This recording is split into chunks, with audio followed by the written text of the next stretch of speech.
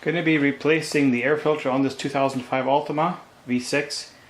This procedure is the same for 4 and 6 cylinder Altimas from 2002 to 2006. And you do here is just undo these tabs here. There's 3 hooks where it's hooked into in the back. Just lift up,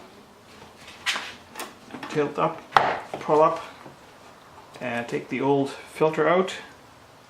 This one's fairly dirty. And then I'll put in a new one, nice and clean. Put that in.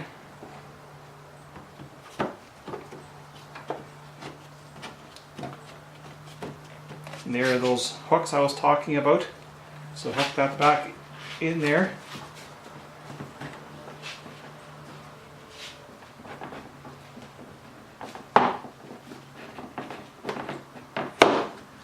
Like so. Press down. Pull this tab up.